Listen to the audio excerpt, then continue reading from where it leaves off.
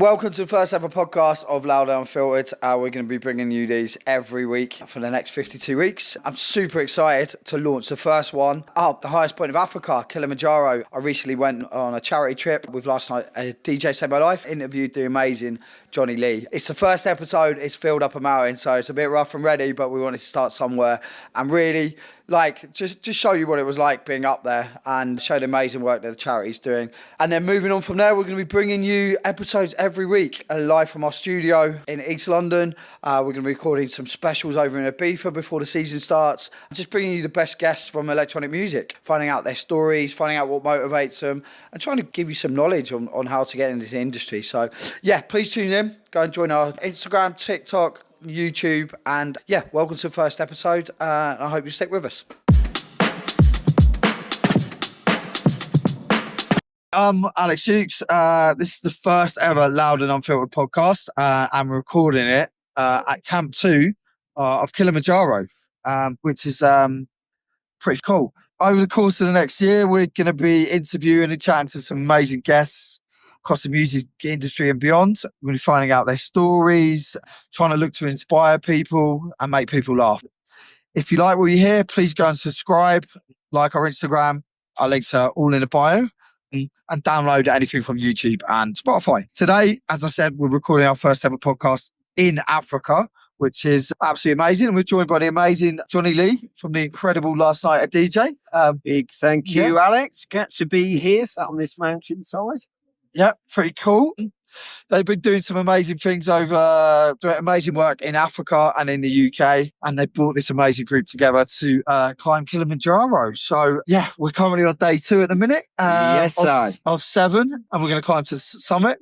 We hope. Yeah, we hope. That's the one. That's what we hope. We more than hope. Yeah. And we're going to be recording the last part of this podcast actually at the summit to try and become the world's highest ever recorded podcast. So yeah, wish us luck. You're going to hear about that. Stick around till the end, basically. But yeah, Jonny, welcome to the pod. Really great to have you on. And yeah, I really just want to get into it a little bit and just tell the audience where are we right now? And what are we trying to do? Yeah. Right. Well, exactly where we are. We are 3,750 meters up on the side of Kilimanjaro in Tanzania. And we're sort of almost in a cloud. You know, the clouds are passing through here. And we're on day 2 of our 7-day trek to the summit, which is 5,895 meters, the highest freestanding mountain in the world, and highest point in Africa, the motherland. Yep. We are about to get to the top of. So it's a well-trodden path. But for adventurers and challengers, it's nevertheless a challenge. Yeah, you've done this a few times, haven't you? I'm actually on my 3rd time. So wow. And have you done the same route, or have you done different routes, or no, is it different experience every time? Different experience every time. And this is my 3rd time, 3rd different route. And I think there's about 7 routes. So fortunately, I'm not following my own footsteps. Yeah, definitely. But there's an amazing reason why we're here, really. We're trying to raise money for charity. Particularly your charity. Do you want to tell us a bit about what we're doing it for? What we're doing it for, like how did it all start, and a bit more about it, really. Okay, well, I'll start why we're doing this here today. Or for this week. We've been supporting a charity initially called Share Tanzania, but it's now called Create the Share Foundation. We started in 2017. John St. Julian, who started that charity about 10 years ago, single-handedly with no funding. It's quite a miraculous story of staying with it. And it supports special needs children, and it supports street-involved boys from the street, basically. And others as well. There's quite a few orphans and different other African children that come into his organisation, and also a whole community of single parent women who have special needs children. Yeah, so support for them as well. Yeah, and here in Africa, there's virtually no support for special needs. and street youth for that matter. You know, they're very vulnerable. John always describes them as probably some of the most vulnerable kids probably on this planet, especially as a child in Africa. So we've been up Kilimanjaro twice. 2018 broke the record for the world's highest DJ set with Nightmares on Wax. Oh wow! So, it sounds. I mean, that in itself was just next level epic. Yeah, it was one of those crazy ideas, but I'm a bit wacky when it comes to putting on parties and places around the world. I've done them, and it was just, let's tie a DJ into it. It's going to raise more awareness. Let's break a world record. That's going to just go a bit more viral. And if we raise more awareness, we raise more funds. Yeah, definitely. Yeah, that's sort of what happened. We got sponsored by Soundbox, the world's loudest Bluetooth speaker. Pioneer XDJ R2 RZ unit, and then I've got a little 5 kilo sort of battery pack which powered it. So that was it. That was the sound system. Yeah. We just had to. We didn't know it was going to work at the top at minus 15 or whatever. Wow, was that where it was the top? I'm not sure. I brought all the gloves and everything. Yeah, I didn't fully read the kit. Yeah. And that was the warm time. It was minus 30, minus 40 the first time. Oh, really? So there's such a difference in, were they different types of year? Just different conditions. One was really snowy and a whiteout and just freak of nature, really. It wasn't like a winter time or whatever. It was just, just how it was. Anyway, we got the sound system up there, did that whole broadcast and recorded it all. And Mixcloud sponsored the mix of it and stuff like that. Yeah. But the main reason for doing it was to build a new special needs home, a home for the special needs children. That we did successfully, raised about 66,000, and it all got built. Wow, incredible! And in fact, that's where we went the other day when we went to Feather Sale, which I no doubt you'll talk about. But and that home, that's 6-7 years old now, and it's been a home for at least 50 kids. And that's then influenced loads of other people to get involved with John's charity and really being a motivation for lots of other people to fund it. And I mean, even going there the other day for me, it was just it was quite hard hitting. But the kids, they were just in a really safe and happy place, and they were all smiling, even though some had disabilities, some were able. It was just it kind of hit home for me, like reason why I'm climbing this and what we're kind of doing it for. It was an amazing experience. Yeah, and it's sort of that came out of the birth of that, doing that trek to build that home before we went up on the mountain, the same as we did the other day. We visited the homes, and then you've got the real reason why you're doing it, and you can see what it's about. And essentially, when you're struggling at the top of the mountain, your struggle, when you think of those kids and how resilient they're being. And how joyful they're being, it sort of gives you that lift to get to the top. It's quite inspiring, really. Yeah, look at all your mates who fundraise for you, or everything thrown in. You don't want to throw the towel in, do you? It's like they've all given that to you to then give to the kids, and challenge yourself. So. Yeah, definitely. Yeah. So the podcast, whatever we raise from my side, we're actually the podcast is going to double it. So it's another extra bit. So amazing. So that's pretty cool. So that was an amazing thing, and we've just been involved with Share Tanzania now, Creators Share for 7-8 years, and it's the Angels Gate kids, street kids, ranging up to 18 years old. There's about 33 of them in there now. Right, okay. We've supported them in lots of ways, but one of the key ways was a project we called Get Equipped. Yeah. And it's recycling old DJ kit, computers. Okay. So this is how it ties in with the last night DJ and things like that. Yeah, it's got that musical side. I mean, it's not always musical because you can be building houses and paying for education and all that. But one thing we're really pushing at the moment is Get Equipped. Right, okay. And the likes of Alpha Theta and Point Blank and Loop Masters, and so we get this second-hand kit. In some cases, we get new kit.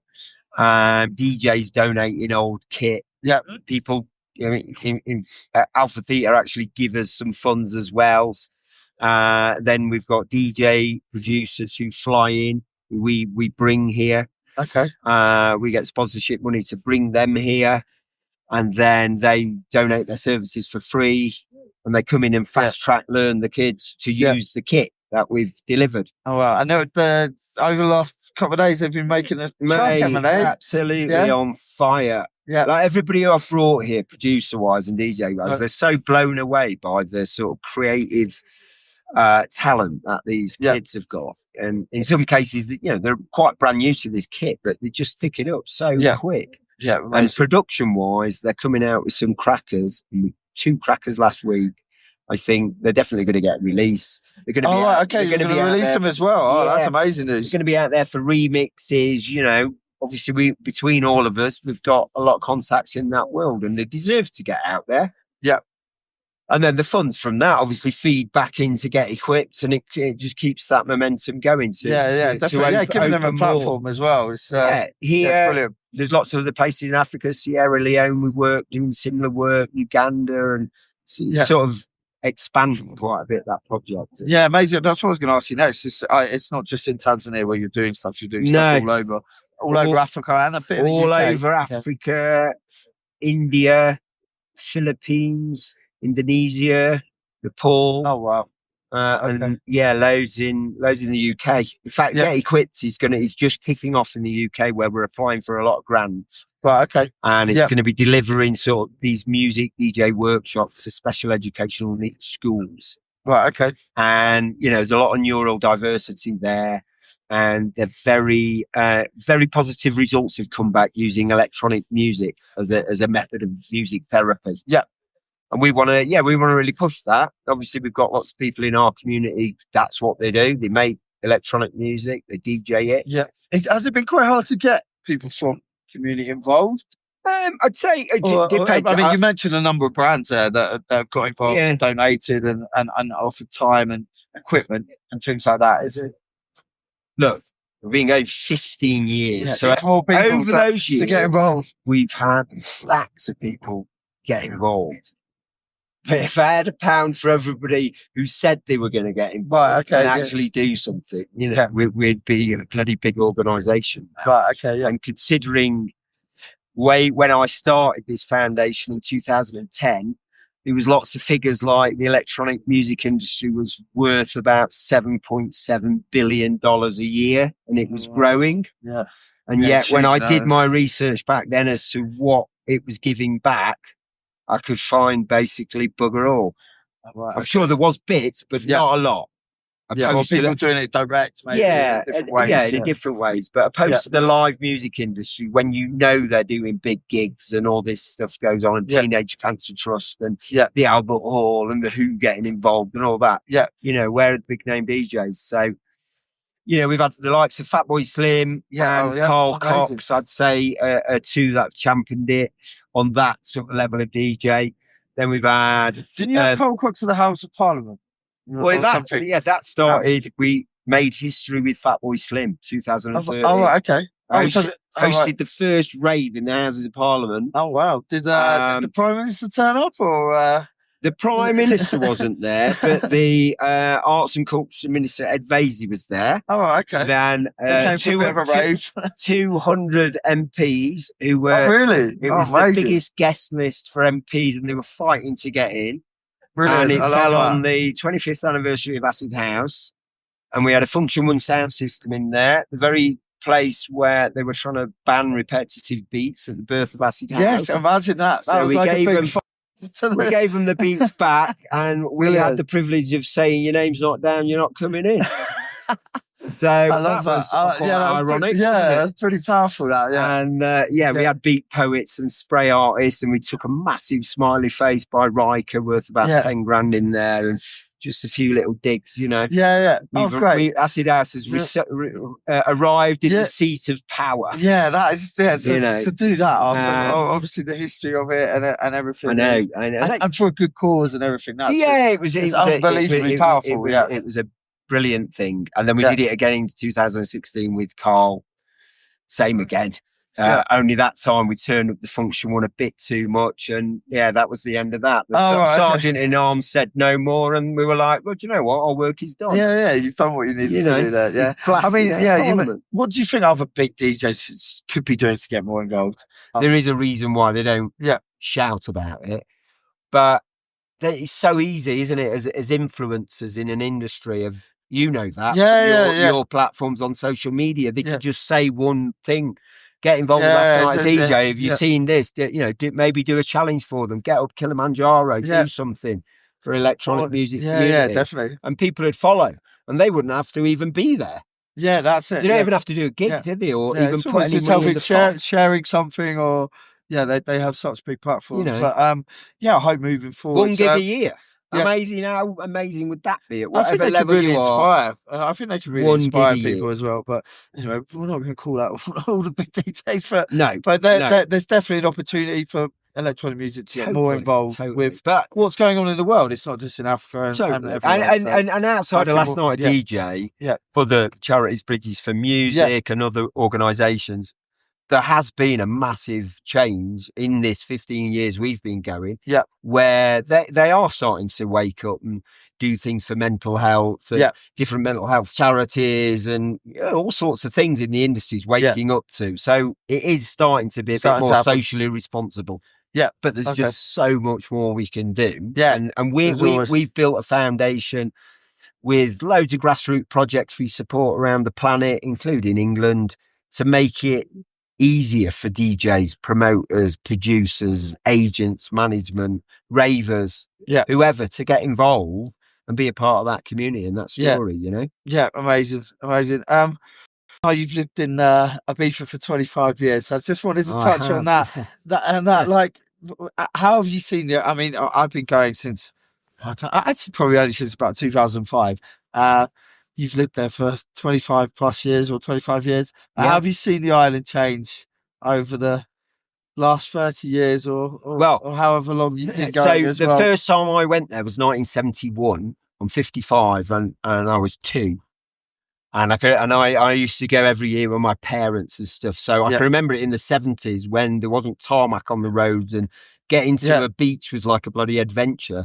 Right, in the little Fiat 500 kind of Fiat 125s and whatever they were, potholes and all that, and it being super laid back. I remember a lot of live music in the early days because my dad was a musician, my brother's a musician, so I'd say there was a lot more live music in those days. Clearly, it was slightly before the DJ culture had kicked in. There in the explosion in the mid-80s with the big sort of coups and those super clubs, and Alfredo doing what he did in Amnesia, and the birth of the Balearic beat, and then obviously Danny Rampling and the crew coming over, Paul Oakenfold, and that going back to the UK. And in those days, they didn't have roofs on the clubs, which was quite liberating. Yeah. But I can imagine for the neighbours, it could have been quite a piss off. Yeah. With massive repetitive beats till 8 o'clock in the morning. So as I started to get a bit older and wiser, I sort of think, I could imagine that pissing people off. Yeah. Yeah. And at the time when we were young, I can't believe it. They put the bloody roofs on. That's just ridiculous. Bloody authorities and all that, But now you're a resident and you've lived there. If it was next door to my villa or house, I'd be more than cheesed off. Yeah, I can imagine, But changing, yes, it's changed a lot. I mean, some things changed for the better. Some of the infrastructure there, I mean, just in terms of being able to get things. I mean, when I moved over there in 99, internet wasn't really there. So, and I was trying to communicate back with businesses in London, just trying to get something going, and it was bloody ad hoc. Yeah, it was really tough. And so I was trying to be a digital nomad before a digital nomad existed in Ibiza. So Pigeon or something. Well, just me and Andy Wilson, I'd set up a little marketing company and things, and it was Well, in fact, it was so difficult. I had to move back. I'd only been there 3 months. My wife, or my girlfriend wife to be at the time, fell pregnant. I was setting this company up, and I then had to go back to live in Hackney, when Hackney was a bit of a shithole. Right, okay, I was Right. trendy now. And I was in Upper Clapton looking out at some like scrapyard from this crappy offices to set up this business. For 5 months, I had to live there while my wife was looking at Esvedra, and we'd got this amazing house. Oh, right, so you while she was pregnant. Oh, right, okay, you can wait to get back. Yeah. So, and I couldn't wait to get back. But that was, that doesn't exist anymore. I mean, you've got digital nomads in there, left, right, and centre. Yeah. That's what's fueled the property price boom in COVID. Yeah. Because people went there thinking, well, we'll get out of Amsterdam, we'll get out of Berlin, and wherever, all the Germans. Anywhere now, can't they? We'll go there, and they can, and the British can, but Brexit's a little bit in the way. But so that's pushed property prices up. So that's a bit awkward for those people. And I say property prices, rental prices.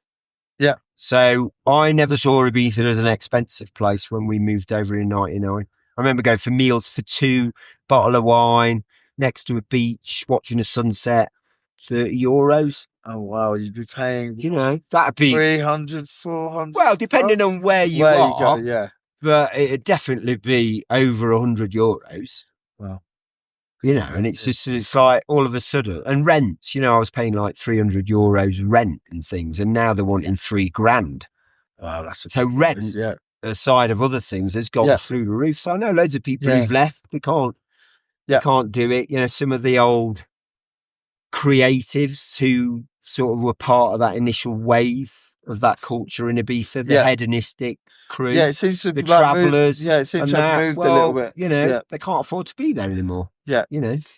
A few on the hippie market, because fortunately the VIP culture brings in people with a lot of dollar that get to the hippie market, and happy days. They start spending. So some of them are doing well out of it. That early wave of, Okay. Artisans and all that. Do you ever see yourself leaving Ibiza, or you have a great life there? And I've got a great life. I've raised a family there. So my 2 daughters aren't on the island anymore, and they both DJ and that. I had an amazing time bringing up children, as did Andy Wilson, who I moved over with at the time. And do I see myself leaving? In the back of my mind, I'd like to think not. But then in the reality of where it's going, there's only so far I can go. Yeah. I've not got a villa there anymore. I did have one with my ex-wife, but that's sort of come to an end. So I can't get back in that market unless I'm going to spend drop $1 million. Yeah. And I'm not going to get into that much debt at 55. No, mate. So, but having said that, I've got a cheap deal on a flat at the moment.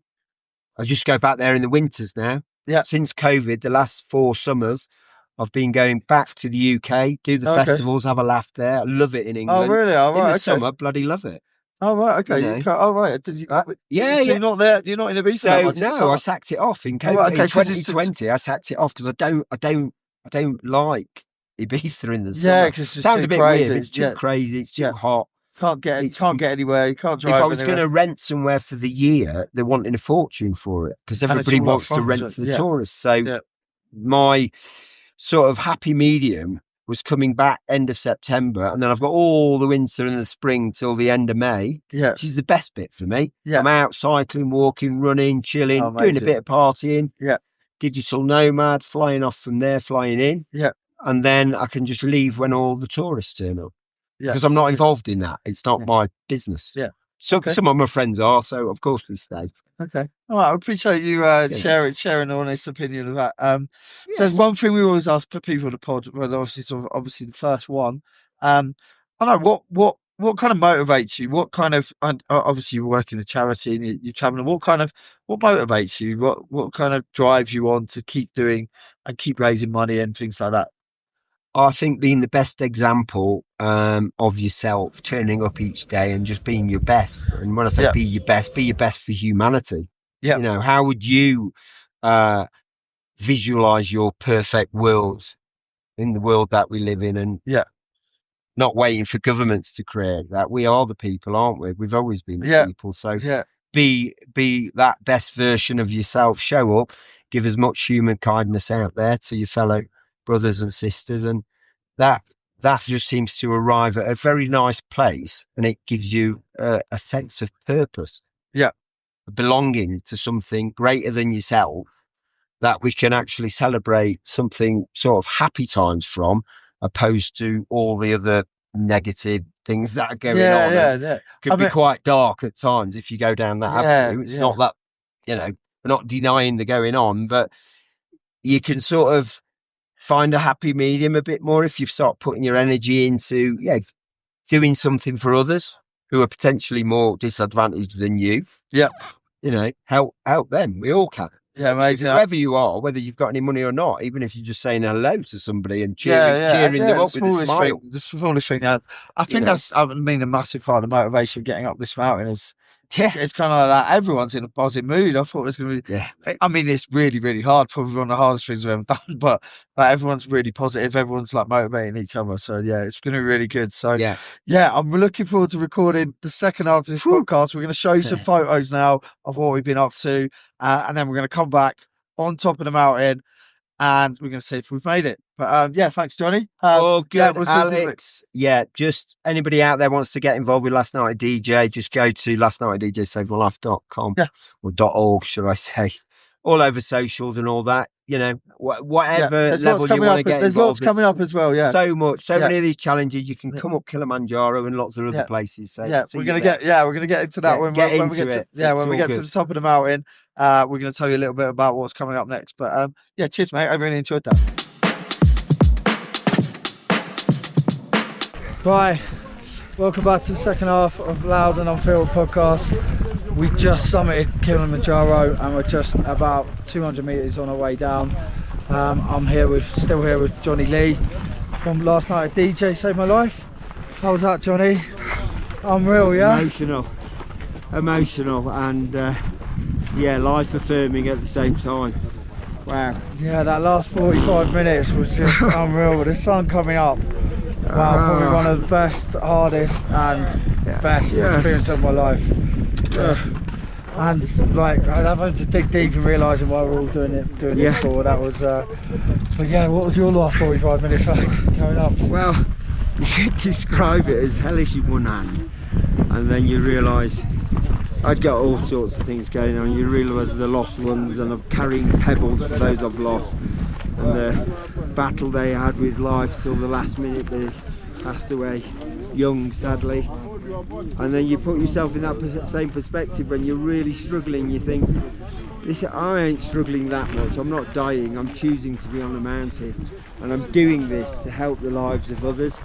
And it's really profound, and it brings about the tears and like a realisation of human kindness. And so it's emotive to the next level.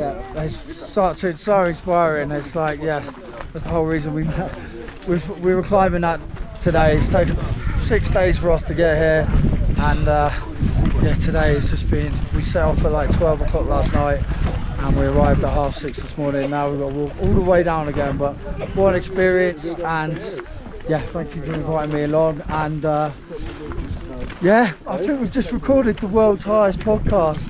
Jonny, we're going to ask him his 3 tips if you wanted to climb Kilimanjaro. What are they? What the 3 tips? Make sure you train. Make sure that you do it for somebody else, so you're raising funds for somebody else, and so you've got purpose as to why you're doing it. And just be very prepared for a big challenge. That's pretty much it. Jonny has climbed this mountain 3 times now as well, so it's pretty big news. So we fucking summited. Come on, woo! Here we go. This is the start. No, it's alright.